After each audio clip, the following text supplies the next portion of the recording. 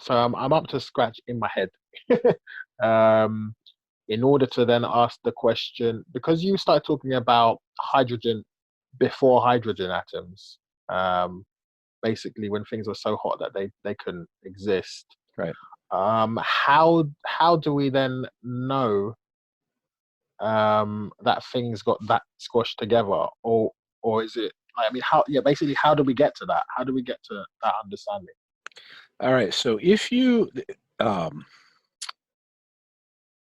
let's see, how does this, I mean, the history of this is it was in the late 1920s, early 1930s that Hubble realized that the universe was expanding. So if you take that and you realize that it did turn, you could turn the clock backward.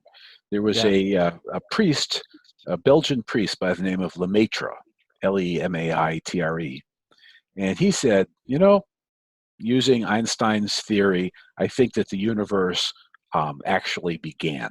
And that was a big deal at the time because before that, scientists thought that the universe was infinite and eternal and unchanging. But because he was Catholic and a priest, he was sort of primed for the idea of let there be light and the universe actually had a start. So he proposed that the universe began. Okay. So then that's fine. So if that's true, then people start saying, well, what would that be?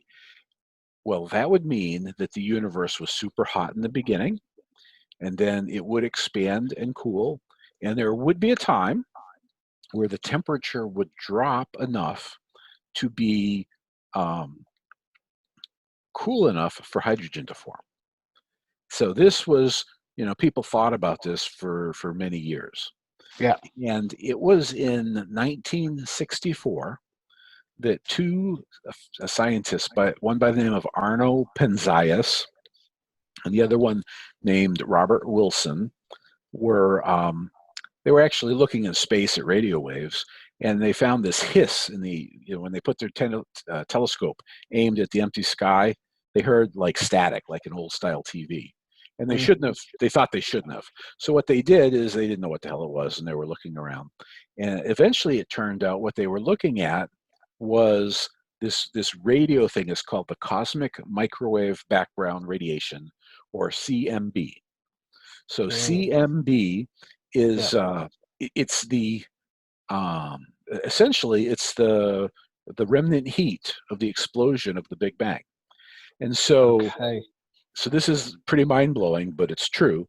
And I could tell you a lot more about this, but let me tell you sort of the basics of this. Cool. This is So that as map, by the way, isn't it? That map thing that you guys have. it Is is it the that? map, but Yeah. in 1964, this was before anybody knew what that map was. That map, Okay. nobody could do that map until 1992. Oh wow. And when an experiment called COBE, COBE, the COBE experiment, first saw this map, and then since COBE, there's been a thing called WMAP and Planck. These are two new satellites that have seen that map. But Okay. 1964, they didn't see any of that. Crazy. And so what they were seeing though was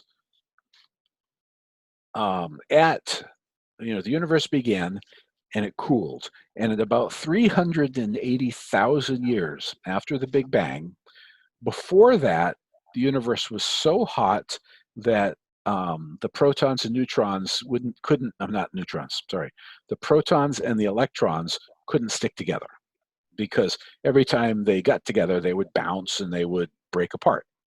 So if you were like there, aside from the fact that you would be dead, but I mean, if you were there and looking, the whole universe would be this glowing fog because the light from the Big Bang would be bouncing around. It would run into atoms and it would bounce off, and that's what you would see. Then the universe cooled at 380,000 years ago, and at that temperature, the universe was cool enough that the protons and electrons could jump onto one another, and the fog disappeared. And so now the light could could just fire across the universe and not bounce into anything. It's like the cloud disappeared. And so that's what happened. So that the temperature was about um, a little over 3,000 degrees Celsius. And then over the last, well, 14 billion years, the universe expanded and cooled, and now the temperature of the universe has dropped because of the expansion, and it's now about minus 270 degrees Celsius. So it's colder than liquid helium, and if you have something that's as cold as minus 270 degrees Celsius, then it will give off radio waves. It won't give off light. It won't glow anymore because it's too cold to glow, but it will give off radio. Okay, so I think I just because my mind was running away with me.